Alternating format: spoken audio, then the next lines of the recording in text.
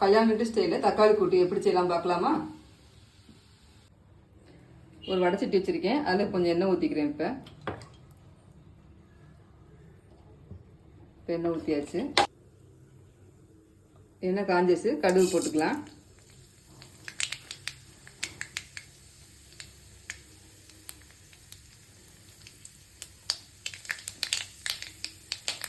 கடுகு வெடிச்சிச்சு. இப்போ நான் கட் பண்ண வெங்காயமும் பச்சை மிளகாயும் போட்டுக்கலாம். கருவேப்பிலை போட்டுக்கிறேன்.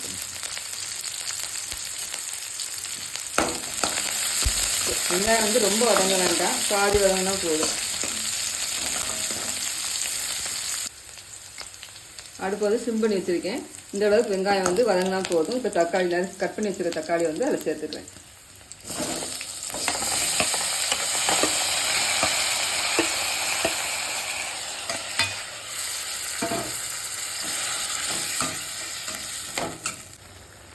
தக்காளி போட்டாச்சு. அதுக்கடுத்து அதுக்கு தேவையான உப்பு போட்டு கொஞ்சம் நேரம் மூடி வைக்கணும்.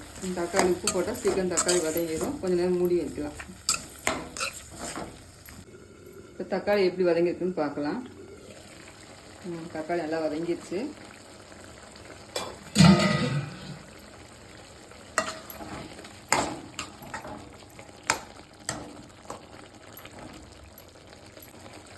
கொஞ்சம் மஞ்சள் பொடி போட்டுக்கிறேன். ஒரு ஸ்பூன் வந்து வத்தப்பொடி போடுறேன். போட்டு நல்லா கிண்டி விட்டுக்கலாம்.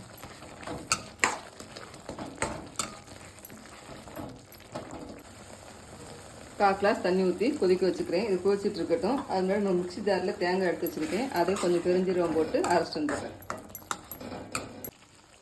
இந்தளவு தக்காளி நல்லா மசிஞ்சு நல்லா குழைவாயிடுச்சு.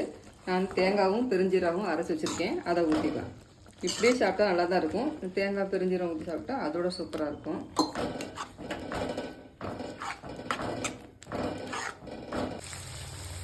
இப்போ வந்து கொஞ்சம் கரம் மசாலா பொடி போட்டுக்கிறேன்.